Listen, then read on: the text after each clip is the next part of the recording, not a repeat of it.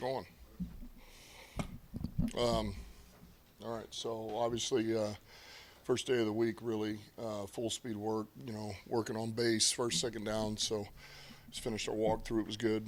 Um, so we know the challenge ahead of us with this opponent. Playing really good football, very efficient on offense.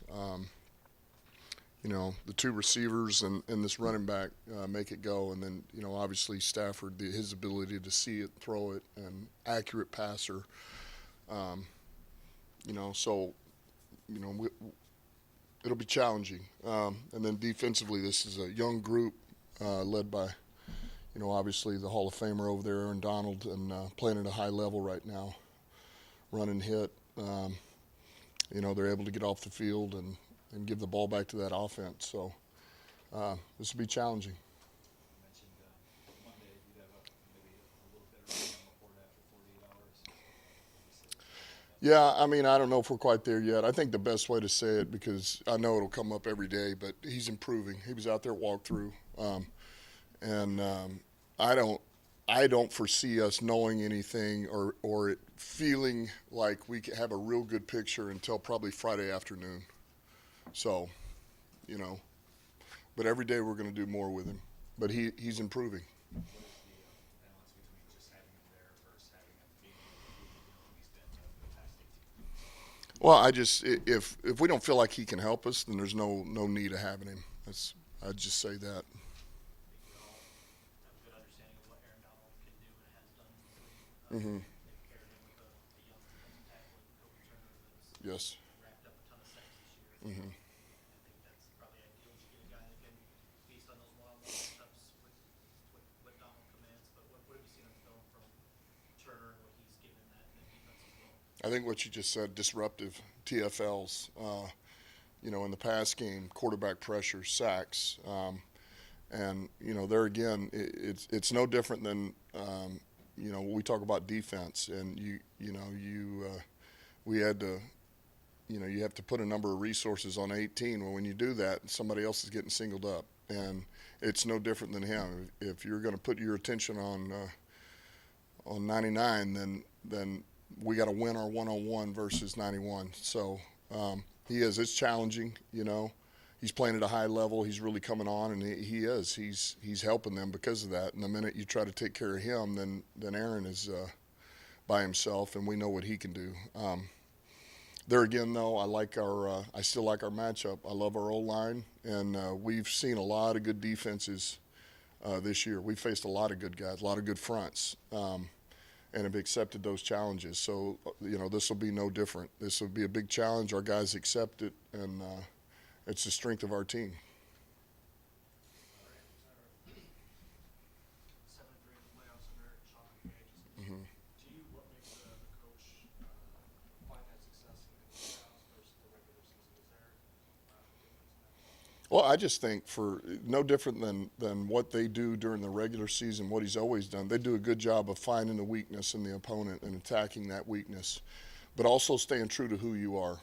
What got you there in the first place. Um, you know, just stay in the same lane as you're in with asking your quarterback to do what he does well. That O line, the running back, the receivers. And so he's always stayed true to who he was, given the roster that he has. So I think that's what has made him successful. He doesn't deviate from what they are. It doesn't mean he's not going to have wrinkles and ways to attack, but man, they're very consistent and just efficient. I bring it up again. They do all the little things right. They don't make mistakes, and that's what happens. You get in games like this. You make mistakes, they'll cost you. They do a ton of that on-snap motion that has always been around, but it seems like it's really picked up steam Hmm. a couple of years. They do the second most in the league, and with a lot of purpose. What challenges does that present for your defense? And then you guys do play in it as well, so just being able for them to kind of see that in practice all season long, how much does that help you guys prepare? It helps, and here's what I'd say. This is, and I know for us the challenge with it is really not what it does to you defensively from a schematic standpoint. It's more about the eye candy of it. If you'll just stay true to your rules and understand who's got that motion, who's got this turbo motion, and play your rules, and don't let those things, don't start chasing the butterflies, man. Just you stay focused on your responsibility, your keys, and don't, because one step the wrong way with that motion, and all of a sudden we lose a support player, and that's where they get you. Because this back is patient, and when he sees it, he's able to make the cut. And the Sunday night lights, the national television, the big game atmosphere, because this team has been there and done that in Kansas and even at Dallas, and responded well. Do you think they're well prepared for this? Yeah, we are. I know we are. I'm not worried about that, the stage, all of those things, because we've dealt with that for a while now, and I feel like we're prepared for that. It's going to come down to all the same things it does in every game for us. It's going to be the fundamentals, and I think the other thing when you get in some of these, which is a little bit new, is I said this last week, is players don't press. To make a play, go the other way. Man, and you're trying so hard to make a play that you get out of position, or you put a teammate out of position, and it puts a strain on everybody around you, and all of a sudden, everything breaks down. That's what we got to just stay focused on that. You want to make a play so bad you jump out of your gap, and then all of a sudden they hit you on a run. So those are the little things, man. Just stay true to what we've done and what's gotten us to this point. We won 12 games for a reason. We're where we're at for a reason. Let's do it again. That's Coach things you said you like about Jared Goff, just his ability to stay even keel. How much does that benefit him in a week like this, playoffs, the magnitude of the game, this team and coach on the other sideline, all the noise? How much can that help him? Yeah, I think it's a ton. I think I think it means a lot. I think it means a lot. And he's wired the right way. He's been through this. He's been to the big one. So he's dealt with this a number of times, not just the playoff wins. And, I bring this up again. He came to our place, NFC Championship game, and won the game for him, and so he's been in the big ones, and he understands what it is. He understands that you can't get too high or too low. You focus on your job. On the flip side of what I'm around, I mean, he's came up publicly a couple times and said he was pissed off by that Pro Bowl stuff. That's not motivating and pushing him. How much do you like that? Him to carry that extra chip and just keep that perspective as well, not put too much on his shoulder for his play. Well, I'm glad, because he needs something to motivate him. Look, Saint will always he's going to find that, and that's what you got to love about him. That's why he's the ultimate competitor, because he can look at something and say, you know what, all right, well, if you don't think it's good enough, watch this. Yeah, I mean, there's a reason why he's who he is, and it's because he's wired that way. There's nothing fake about that. That's exactly how he thinks. Watch him in practice. He works like that every day. He works like he wants to be the best, and he believes he can be the best. And so, man, you can't have enough of those guys. I mean, how do you fail when you have guys like that? What do you think of the last two, Tim and John? What do you think of the three safety rotation from last week after your last week back?